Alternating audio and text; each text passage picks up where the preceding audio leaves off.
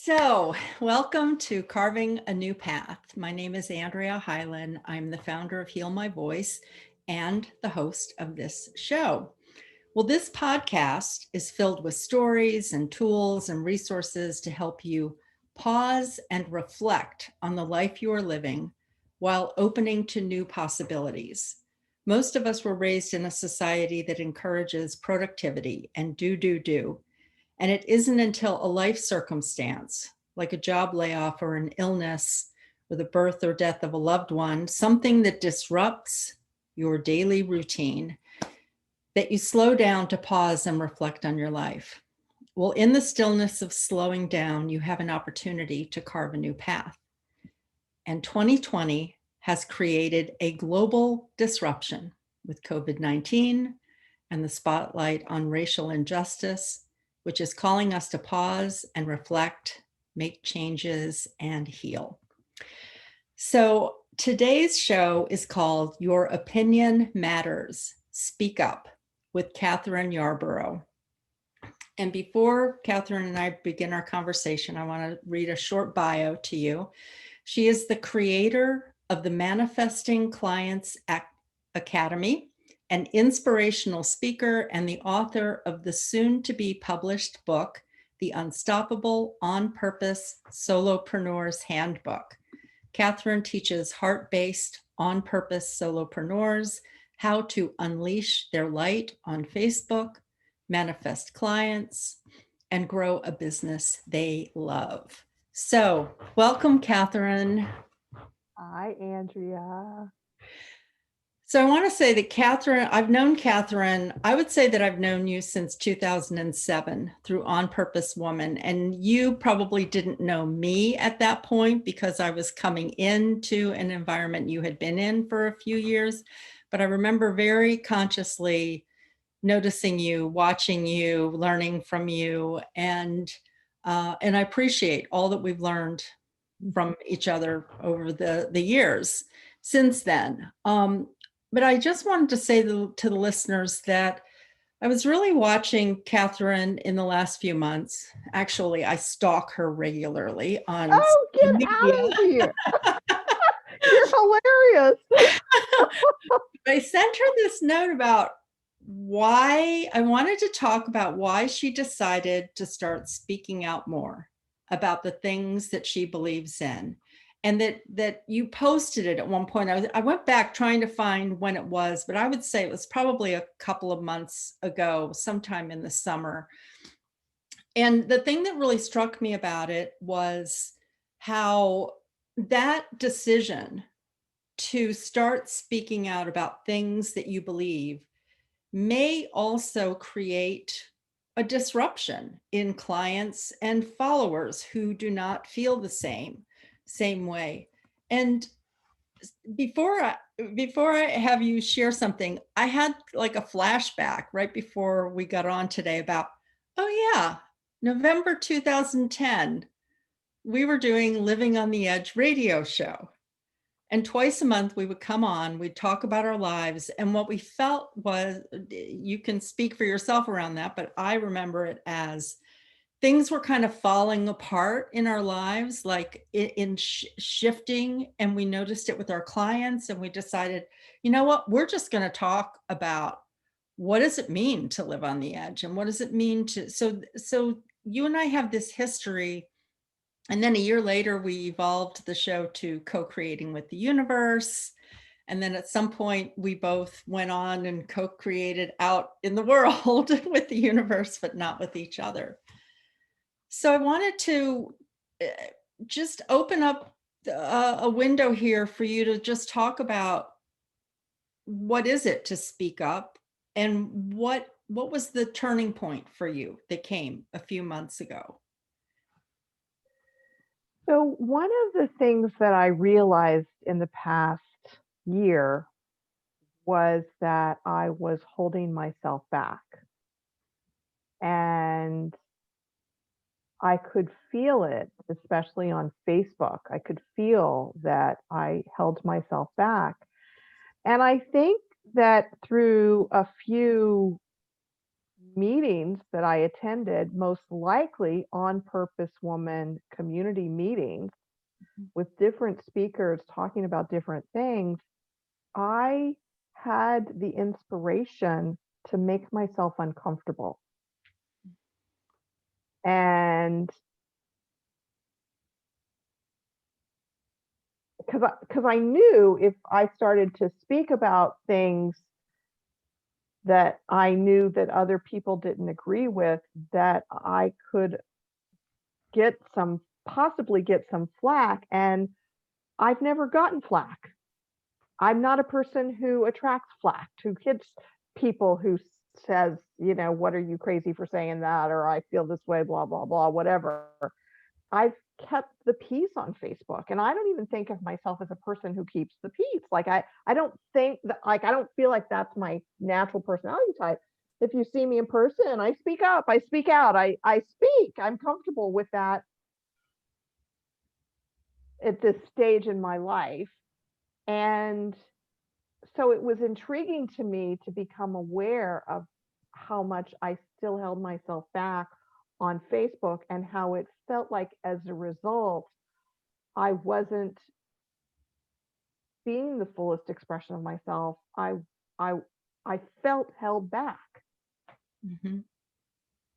So I made a decision and started taking a few risks about posting about COVID and racial issues and then the election. And it's been an interesting experience to do that. And it's always interesting on Facebook, what are you going to post? How are people going to respond? Are they going to like it? Are they going to comment? There's all that kind of thing. And so I like engagement. Maybe we all do. But anyway.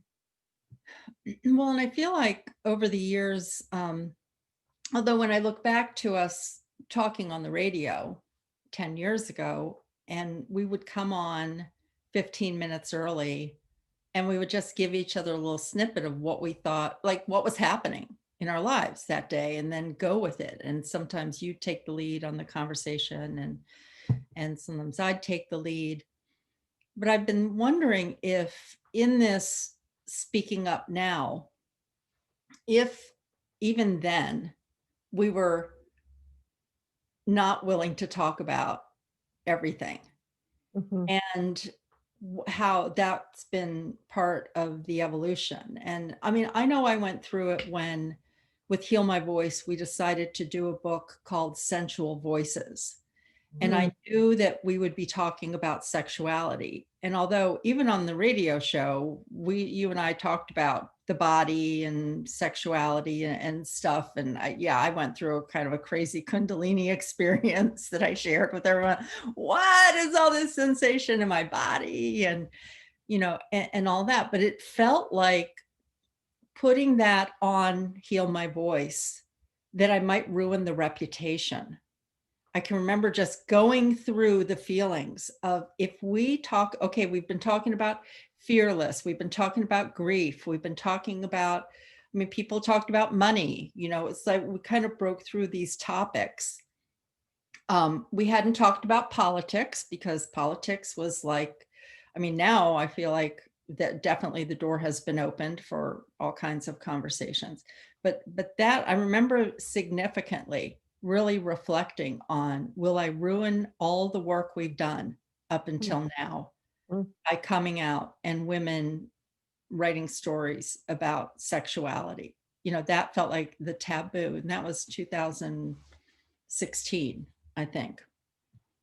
So, Mhm. I'm just wondering, what are your thoughts about that, or what kind of comes up for you about when we speak up, and does it ruin our reputation, or does it change the way people think about us? And uh, Right. That's really good questions. And I think that I I I I guess for me, this whole process of speaking up, speak, sharing my perspective more, as I said earlier, one of my fears was that I would be upsetting people. mhm, And you're talking about if you share about sexuality, will that ruin the reputation of your organization? And I think that we each, those of us who aren't, those of us who have held in some of our opinions and perspectives, I think we do it for different reasons, Mhm. essentially. And so the practice of actually speaking up, like the practice of me doing those posts on Facebook, the practice of you both exploring what it was about, but then also doing the book, Mhm. through that practice, I think it's an opportunity for us to actually look at what is it that's been going on? What's the mechanism that, for me in particular, and for each person in particular, that's had me hold things in? I have one client who has said to me, I'm concerned about what my siblings, how my siblings are going to respond to what I post. And when I talk about different things about her, and she's talking about her business. And so she's got an actual fear about possibly being shamed, those Mhm. sorts of things. So we each have an individual experience. And my guess is this might be sort of like an onion Mhm. of stepping out a little bit more and a little bit more and a little bit more. And for example, talking with you right now, Andrea, and I know that some people are going to listen to this down the road, but this is so easy. You could ask me anything. Well, maybe not anything. I may still feel uncomfortable with some things, but but you know what I mean? It's like this is easy, but for me, posting on Facebook is like it's right there. It's immediate. People are going to just come at you right away if they don't like what you have to say. And so then I can feel it right now. It's like this tightness in my chest and sort of this oh my God, what are they gonna do? So I think there's different ways we also practice speaking up. And so yeah, anyway. Well, I appreciate the onion, example because I do believe that that's what it is. It's and as we come out with things, I mean, this may seem weird, but when I started posting about grief on Facebook in 2009, it was 4 years after my husband died. I was selling I was selling my house, I was getting rid of everything, and I was posting every day about how feelings come up, like, "Oh, I sold the massage table today, so that means I no longer have a massage table to do my healing work," and, all those levels or whatever. But there was pushback from people. There were people, "Thank you so much for sharing," and then I had people write, "Hasn't it been long enough that you're still grieving this? Because it's been 4 years since my husband died." Well, we have, as we know, grief comes in way and but, that was like a little over 10 years ago, and that's what it was at that point. So as we come out and speak about things, it is like the next thing. And so what were the like feelings that came up for you around, okay, I'm going to post this, and then not knowing how people were going to respond? Like, were you like bracing yourself or were you like, was there a process of grounding yourself or feeling solid before you posted? What can you share a little bit of that process? So one of the practices that I've been developing in this practice of sharing things that have more meaning globally to more people than just potentially me. And that's part of what I'm learning. I started thinking I was just sharing my perspective, but then I realized that there's times that I can post that it is just my perspective. Okay, my car battery died today, and this is what I experienced. I mean, it's kind of personal, though everybody's car battery dies at some point, but it's not really a big deal. But then there's the COVID experience. And of course, this year we're everyone around the whole globe is experiencing something about it. And there's all these different opinions or perspectives. And so, so I've learned that that's true. I've learned to recognize if I'm speaking about something that's more globally affecting people than something that's more personal to me, kind of like the what you were talking about with regard to the grieving process. That was personal to you, even Mhm. though it's a universal theme and most people experience grief at some point. So that's been an interesting experience. What I've been practicing when I do post something that I believe is going to have a lot of potential reach or touch people that I'm trying to get to something that matters is it takes me a while. I write it and I read it and I read it and I edit it and I edit it and I read it until I feel like the words are truly reflecting what I'm experiencing and wanting to say in as neutral a way as possible. Mhm. Because I do believe that part of a gift that I have is the willingness to hold that all sides matter and are okay. So it's this kind of neutrality that I speak from with my own opinion in the mix, which does have a side to it. So because there's obviously parts of this whole political thing, that's a whole nother thing we can get into. That's so Mhm. fascinating. So Mhm. I would post something. When I post something, then I sit there sort of like on the edge of my seat. Is anybody going to read it? Is anybody going to respond? How are they going to respond? So I know when it's something that's a little bit more charged, I'm going to check it within about 10 or 15 minutes and 30 minutes at the most, because I'm also aware that some people can write in response in a way that's really negative. Mhm.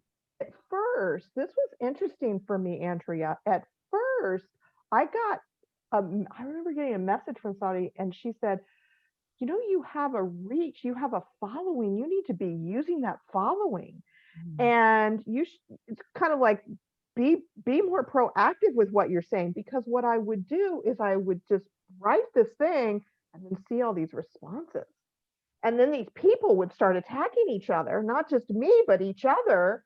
Mhm. And I'm sitting there kind of neutral going, what do I do here? Mhm. How do I be with this? Sure. Feeling uncomfortable and not knowing what to do. And then getting this message from this one woman saying, you've got this reach, you need to be doing this. And I'm realizing that if I'm going to do this, I want to do it in a way that is responsible, Mhm. that is honoring. And I've started to, one of my last more, whatever, potentially upsetting posts and uh, some people, I put some ground rules in it. Mhm. I said I didn't want any bullying. Mhm.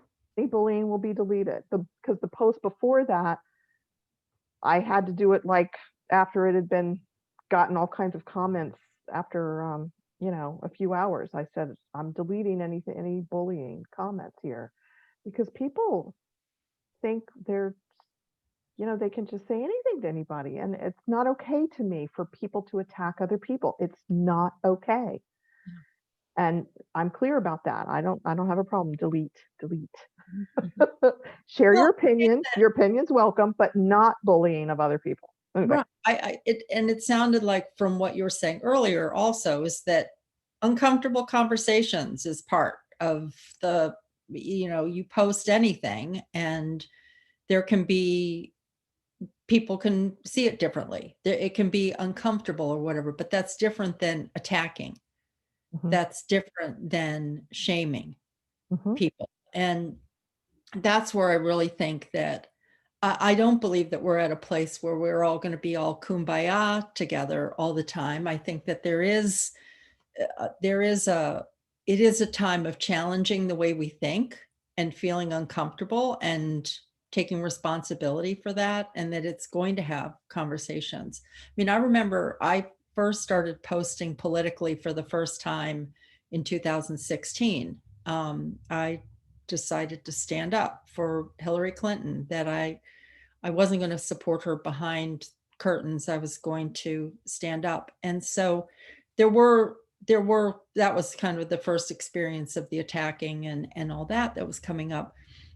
But one of my daughter's friends, who's in her 30s, came and said, because I was saying, just tell me what you think, not yes, this isn't attacking each other. This is just tell me why you want to vote for the candidate you're voting for. And we got into some I want to say passionate conversations that were heated, but it was I really learned a lot about what fears people had that I didn't have. And I Mhm. could see why they interpreted something one way and I was interpreting it another way. And so that is to understand each other, Mhm. I believe. And, so it takes courage to what you decided to do this year was to speak up and have and set boundaries around that. I have blocked some people who come repeatedly with hatred, and it's like, okay, I know we're all connected and I'll send you love and love and light, but you're not invited to come in and do harm to people, you Mhm. know. So did you, I was going to ask you another question about, but go ahead. What would you So like to I say? was just going to say, I continue to feel, and I've had business pages for years, and I've had run groups and been active on Facebook. But this last time when I posted about Biden and Harris winning, and because they're my choice, and that I was happy about it, and someone comes back and comments and says, "Wow, I can't believe you're putting this throwing this in our faces, and I'm leaving this page." And Oh, excuse me to laugh, but it just, anyway, I love yeah, humans. Then sometimes they make me chuckle that, yeah. But what's interesting is it's like, okay, fine, and I delete the comment, but I'm still remembering it's this feeling of um, being stabbed, and mhm, so it's still scary for me. mhm. For me, it's still going to continue to take courage, and I'm going to keep exploring, what do I want to speak up about? What does it mean for me to not hold myself back? And I don't have all the answers yet, because this was really a big experiment that you're this last 6 months that you've been asking me Sure. about. And so I don't know. And I know I don't like that feeling. I don't like upsetting people, and I don't like feeling stabbed. But our friend Jenny Robertson reminds me, I think, of something Oprah said years ago, which is that if something to the this is my interpretation, if you're going to be bigger, be seen more, be out there more, you're going to upset more people. And to expect to not upset people is my next thinking of it is incorrect. So if I'm upsetting people, that means I'm doing what I say I want to do, which is to put myself out there more. Yeah. So, but it's like, okay, so I got stabbed. All right, I'm letting that go now, right now, even now as we speak right now, because that means I'm doing what matters to me at this moment in my life, which is to not hold back anymore and be the fullest expression of myself. And I'm still exploring what that means. Well, and I want to say something to that also is that when I was concerned about Heal My Voice and Sensual Voices, I was concerned about how that was going to affect all the women who had participated in the programs. So it wasn't just about me, it was about all the work that we were doing to heal trauma, loss, and grief, and also about women having a seat at the table. And would that harm our mission or whatever? And then there's the part about us standing in who we are and what we believe. And the, I would say something that's been really important to me for my lifetime is women being visible, women being at the table, dinner table, community table, global table, president of the United States. It's like we need more women involved. In order to do that, we have to be able to talk about what we believe and know that we believe different things. I mean, I learned something every day about where I get a new perspective about something every day. And so I don't go out looking for it. I just am open to listening to other people as well as speaking. And that's what I feel. And so, I mean, something I'm really conscious of is this evolution of us not holding back. Mhm. And are you noticing that in your business, not in a way of uh, like people leaving your groups, which is one aspect of it, one person, say, I mean, I have almost 5,000 friends on my Facebook page, and I realized at one point, oh, I'm just going to look at how things I'm posting, how many people are leaving my page. And I would say that I probably lost about 50 and then gained 30 friends throughout this political stuff of posting. But I'm just wondering about the work that you're doing with your clients now. And uh, I was reading some things in your bio, but I know that one of them is, I want to get the words right. So I'm calling this Unleash Your Light, how to unleash your light. So I wonder if you could talk about that as kind of the segue, because to me, the conversations on this podcast are about how we make changes or something falls apart and we get to take a look at it again and we pause, and then this idea for a program or idea for changing something in your home or whatever that is comes, and it just feels like something's birthing in you through this process of your opinion matters, speak up. Mhm. Well, so I want to say one thing before I speak about the Unleash Your Light process, Mhm. and in particular, Unleash Your Light on Facebook, and Kamala Harris during the vice president inter, what's it called when she talked with The McCain, debate, the the debate. the debate, and Yeah. most people who followed that at all know she said, she kept saying, I'm speaking, Yes. right? I believe those were her words. Yes. And the thing that happened within 24 hours, within moments of that, the phenomenon that I experienced on Facebook of her, the memes, I'm speaking, the t-shirts, I'm speaking, and her now subsequently being elected to vice president of the United States. I'm having chills right now. I think this is all part of what you're speaking to, what you've been championing since I've known you, for women to speak up and to be seen, to be at the table. I'm so thrilled that we're getting to the table. And because I mean, I remember over the last 10, 15 years, looking at, news would come on and there'd be these big conference tables of officials, whatever, and they're all men. And I would just sit there going, where are the women? Where are the women?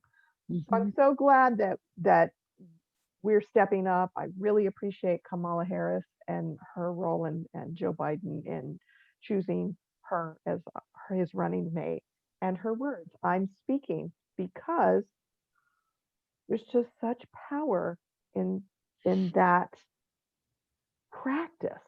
Mhm. I'm speaking, especially when someone's around interrupters, which neither one of us seem to be, though I used to have a practice of interrupting people, and it's just an old habit. I'm not a debater like the people. So anyway, I wanted to say that, and I think that's important as women. We need to speak up. I'm speaking. So I think it is interesting that you're shining the light on how the Unleash Your Light on Facebook program got birthed around the same time. I actually had not put those pieces together, Andrea. Well, that's why we always have each other to see something. It's like I said, I'm stalking you. I've been following, I've been watching, like, oh, okay, this is what's evolving. Okay, this is cool. Yeah. So here's actually where it came from within me, Mhm. but it's so fascinating that this was happening at the same time. So one of the things that I teach, I teach 7 skill sets to be an unstoppable on purpose solopreneur. One of them is to create a vision for the future that excites you Mhm. so much you will be unstoppable, that you'll go for it. One of the tools that I use for me to connect to that vision is and open to it, to uncover what it is to connect to part of me that I call your future on purpose self, or my future on purpose self. So, connected to this, and I'm going to put the pieces together, is about a year or so ago, I was going to these events back when we could go to events. and, Mhm. Mhm. and the questions that kept coming up at these events is, what is the impact you want to make? What is the impact you're making with your business? What is the impact you want to make? And I kept sitting there going, I don't want to make an impact. I don't know what impact I want to make. What are you talking about an impact? I don't have an impact to make. I just want to figure out what I'm doing and enjoy my life, right? And anyway, and so about a year ago, I said, well, you know what would be a really cool impact to make is to inspire over 1 million women entrepreneurs to practice being intentional about the stories they tell themselves, which is all part of my business, because I, at the time, was doing what I call manifesting clients classes regularly, where my clients can come in and write. I guide them through a process of writing, reading, and saying a new story about the future so that they can create the business that they want, and they become powerful manifestors. So so was I was ready. It was, I don't know, 3, 4 months ago, I guess, at this point. And I said, well, let me really step into fulfilling this mission, this big impact. I've been thinking about it and saying it's what I want to do, but I hadn't really stepped into physically determining how am I going to inspire 1 million or more women entrepreneurs every year to do this thing. So I said, well, I'll talk to my future on purpose self. I'll ask her how she did it. Mhm. So I go inward, I connect to my future on purpose self, and I say, okay, so how have you inspired over 1 million women entrepreneurs to be intentional about the stories they tell themselves? And she says to me, I didn't. Yeah, you didn't. Okay. So then I say, well, what is the impact you've made? Yeah, it's like plot twist is what I'm thinking as you say that. Plot twist. I know, right, exactly. So she says to me, the impact that I make is that I inspire women entrepreneurs to be the fullest expression of themselves so that they can fulfill their purpose, because that's the only way we can truly fulfill our purpose, is by being the fullest expression of ourselves. How we unlock our purpose, actually, I think, is language that came to me. Mhm. Unlock our purpose is by being the fullest expression of ourselves. Now, for those of you who are listening who don't know Andrea, I have a background as a dance movement therapist. Mhm.